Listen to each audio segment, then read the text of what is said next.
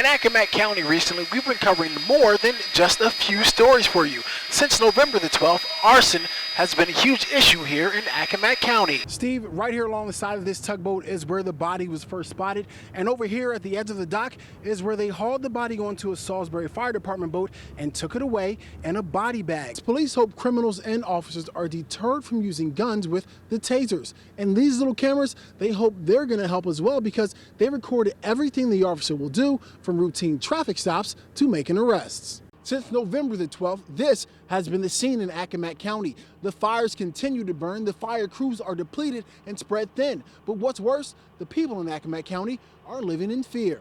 It's hard to see the inlet at night, but this is where the accident happened. The two men tried to jump to a buoy in that direction to save their lives, but within a matter of minutes, they were nearly swept into the ocean. Wednesday's weather across Delmarva was shocking to some. Pounding rain and whipping wind, some say it felt like a hurricane. Paul, here at Deer Run Golf Club in Berlin, this is how we're being told that the thieves got in. You can take a look here at the front door. This metal has been pried back here. Now, they did get a new door because they wanted to be operational for business, but, you know, they broke in. The next step that we're being told is that they came over here to the cash registers. Take a look at these two registers.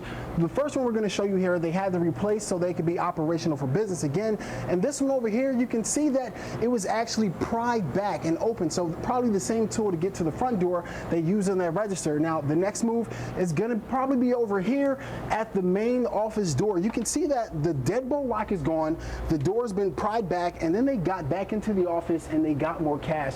The owner of Deer Run Golf Course says this was all tough to see when he came in the next morning.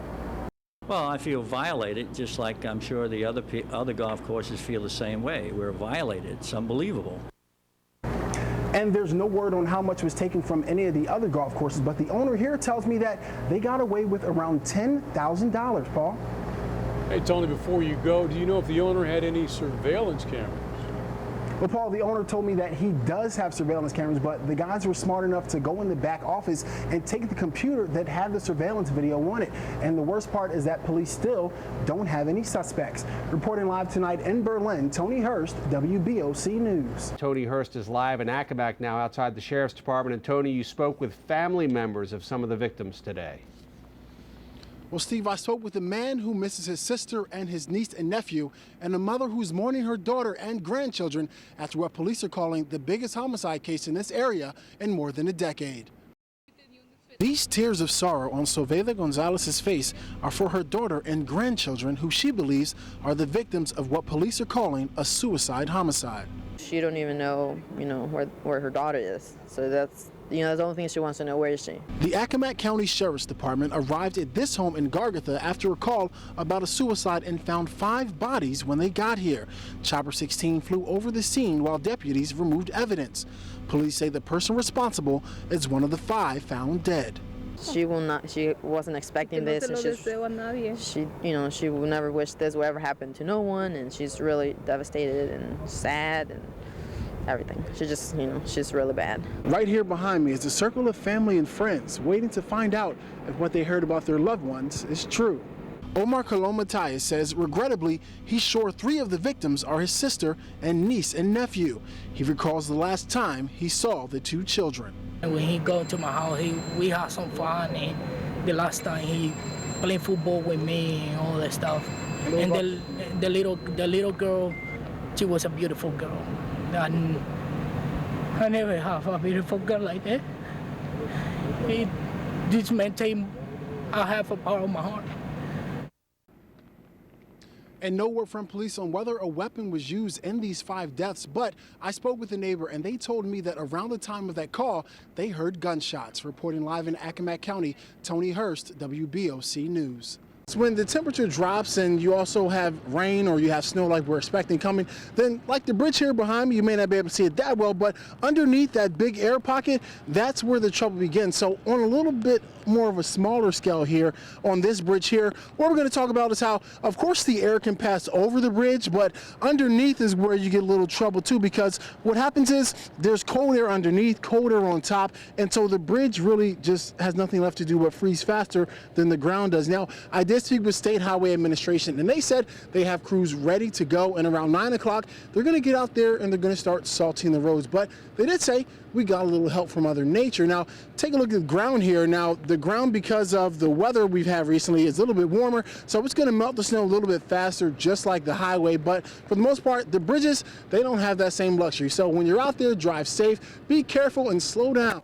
Reporting live tonight in Pocomoke, Tony Hurst, WBOC News.